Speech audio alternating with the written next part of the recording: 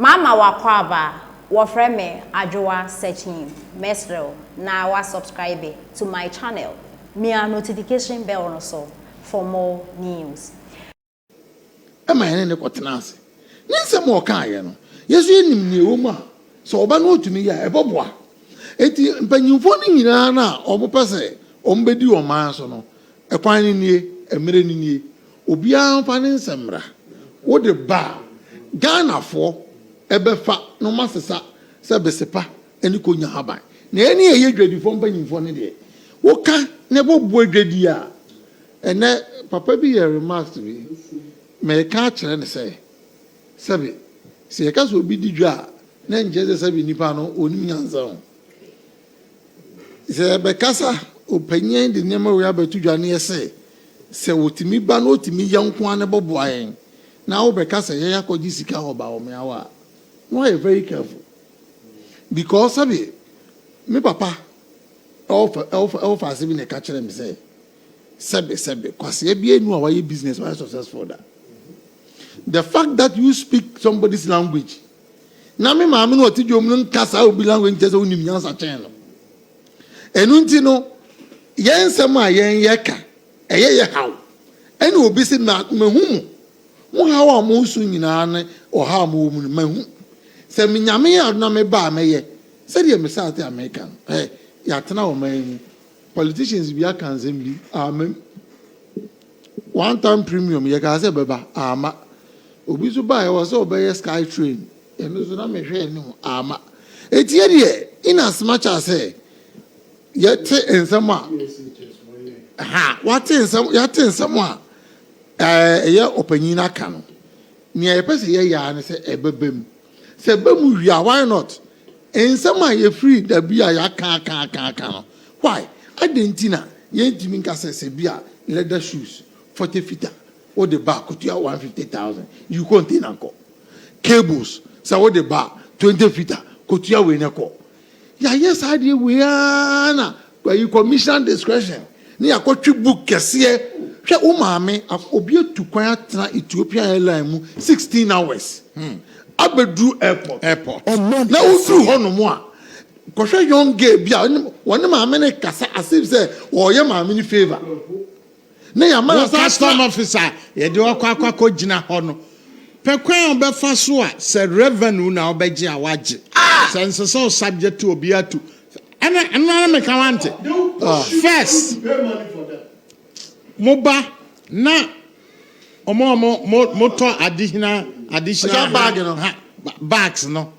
no omo aba sisako e say ye kwakọ ono omo ankofa agent amai by force yes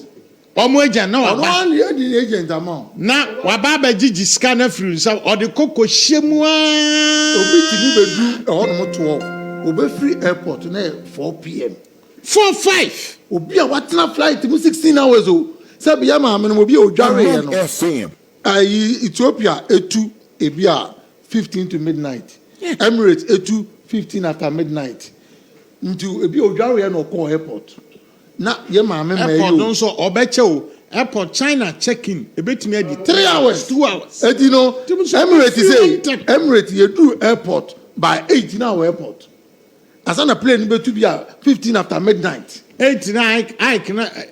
and you know ahead of 8 hours ahead of Ghana 8 in the 12 we are 12 no what is it na airport boko akodru Ethiopia check-in said okay intimidi 2 hours befamu a China for jojo one son they will come on board and then niema na wa ba bia ba connect we ya son of baba Addis obaba be duru ha be 12 na ni duty kakra obekra na ye transparent nti you say nipa no on bezo obetu ya just last month obuji obi 700 cedis lady na share receipt no obedu tudu no obie ma 100 cedis and ya trade ya shares so 600 cedis no way what I say 600 cedis imagine say bia ye maame no ye nya me sabi obi a wabu ninza na treating na over almost 24 hours nipa no ho tete no pese okofie kura ko shawa Chepo. sika na odio Mo sika na oje enti se yenua panyin Bawumia aka na ye ka se bag bi a odi baba bi a ye clothing flat rate clothing rate to $100 one bag ne kwa I mean who ni sika there's a lot of wisdom in it eti edi a ye kan say ye dwadifo ne de ya ye ready say yenua panyin mahama wakambi yenua panyin Bawumia wakambi omo maka ni nyina nka ye be koso ne a cheche ye nkrofo mu say we ni we kan die say we ba e ba boa yesu ya hwe because e dwadifo eniema o mampanyi kufo bae o mampanyi kufo ne ma Ghana fo hu say ye ni dwa ba ko o mampanyi kufo ne ma nkofo hu say me ya bandwuma metima di dwa o mampanyi kufo ne ma nkofo bebre ja bandwuma e be ye business se be ye dwedie be ye de ne enwa no mo ti abrochire na say ya ko Germany minya enkrofo a se be o mansem wo bia o pese o ba Ghana e be ye adwuma enso so o be hwan ade akola na te shop no uja ne hokra atwa ho kakra bana no start area to the whole of Northern region because they are useless, in other words, so to say. They are useless that omo be di Ghana so as president, se Bawumia be di president, a disgrace to the people of Northern region. My brothers and my sisters from the Northern region, please come 2024 election. Mamu ma NDC parliamentary city ba kukura ewo honum. Mamu nye bida. Muntu abani nyina ntia o mu political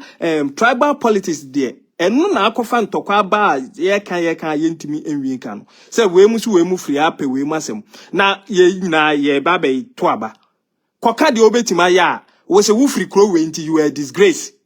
wo free kro we mu nti you are disgrace tio asema NDC eka say because Bawumia is from the northern region it will be a disgrace so oba be di mine so enti so we are northern region ni now say you are still following the NDC to go and vote against your own brother. Now vote for Ghana's development there. Na told you wa. Na mum Kosavana.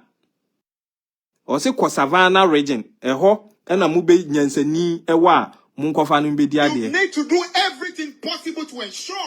that that son of yours, that is an absolute disgrace and a humiliation to all of you. Well, we say politically. Se wunim nyansa wo political wisdom a wonkoka asem we kura ewo obi ete me ma wo me ba ne nye kura no wa be gina mi fie ka chem se me ba ne ye disgrace